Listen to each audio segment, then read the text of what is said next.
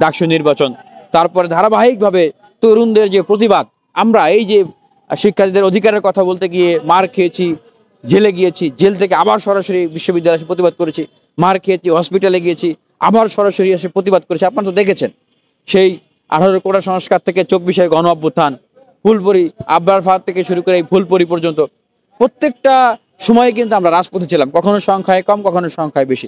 এখন হয়তো দেখতেছেন যে অনেক রাজনৈতিক ছাত্র সংগঠন তারা হাজার হাজার নেতাকর্মী নিয়ে শোডাউন দিচ্ছে, মিছিল করতেছে, কার্যক্রম করতেছে। তখন কিন্তু তাদের এরকম কোনো, অনেকেরই তো চিহ্নই ছিল না, অনেকেরই এরকম কোনো সমাগমই ছিল না। আমরা তাদেরকে তাদের যে লড়াই সংগ্রাম, তারা যে অবস্থানে যেভাবে থেকেই লড়াই সংগ্রাম করেছে, অংশগ্রহণ করেছে, আমরা সেটাকে শ্রদ্ধা করে স্মরণ করি, আমরা সেটাকে স্বীকার করি। কারণ আমরা তাদেরকে প্রকাশ্য না পেলেও বিভিন্নভাবে তাদেরকে সাথে পেয়েছি। কিন্তু বাস্তবতা যেটা, আমরা তো ভোকাল ছিলাম, হ্যাঁ, সামনে ছিলাম, সাথে ছিলাম। তো এই ছাত্র বন্ধুরা কিন্তু আমাদেরই প্রোডাকশন, তারা এই স্রোতধারা থেকেই তাদের কিন্তু উৎপত্তি তৈরি। তারা যে, আমরা সেই সিনিয়রিটির জায়গা থেকে আমরা যেটা ফিল করি যে সবাই মিলে যদি আমরা একসাথে রাষ্ট্র পুনর্গঠনের জন্য কাজ করি, সেটা দেশের মানুষের জন্য কল্যাণকর হবে, সেটা রাষ্ট্রের জন্য কল্যাণ হবে, এবং তাহলে শক্তিটা আরো অনেক গুণ বেশি হবে এবং আমাদের কাজ করা অনেকটা সহজ হবে। সেই জায়গা থেকে, ওনাদের আলোচনার জায়গা থেকে আমাদেরও সেই ধরনের পজিটিভনেস ছিল, ইতিবাচক মানসিকতা ছিল যে হ্যাঁ, 18 থেকে 24 পর্যন্ত যারা লড়াই সংগ্রাম করেছে, ছাত্র অধিকার পরিষদ বা এই যে নতুন ছাত্র যে যারা এখন আলোচিত হয়েছেন, তারা সহ আরও যে বিভিন্ন গ্রুপগুলো তৈরি হয়েছে, দলগুলো তৈরি হয়েছে, যারা মূলত আসলে রাষ্ট্র কাঠামোর সংস্কার চায়। এবং আরেকটা বেসিক জায়গা আমি বলতে পারি, যারা মূলত আগে সংস্কার চায়, পরে নির্বাচন চায়, এই যে জায়গাটা। এবং আমাদের যে প্রস্তাবটা ছিল যে সবাই মিলে কাজ করতে হবে, এককভাবে ক্ষমতাকে কুক্ষিগত করে রেখে এটা করা যাবে না, সেটা বাস্তবসম্মত না, সেটা সংঘাত, সহিংসতা, সেটা ক্ষোভকে বৃদ্ধি করবে।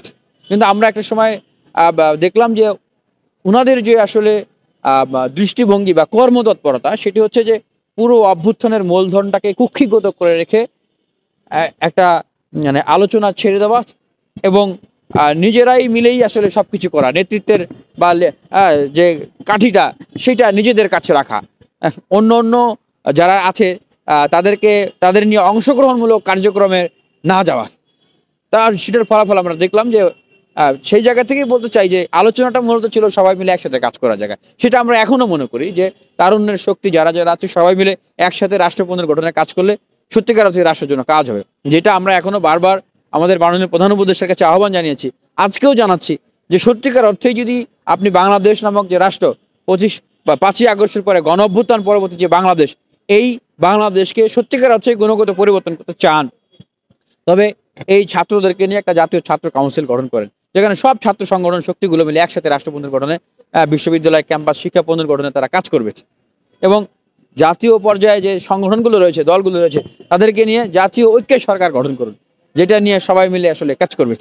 আমি মনে করি এইটা, কিন্তু এককভাবে ক্ষমতাকে কুক্ষিগত করে রেখে নিজেদের দলীয় এজেন্ডা বাস্তবায়ন করার জন্য কাজ করলে সেটা খুব বেশি দীর্ঘমেয়াদী হবে না, সেটা হিতে বিপরীত হবে।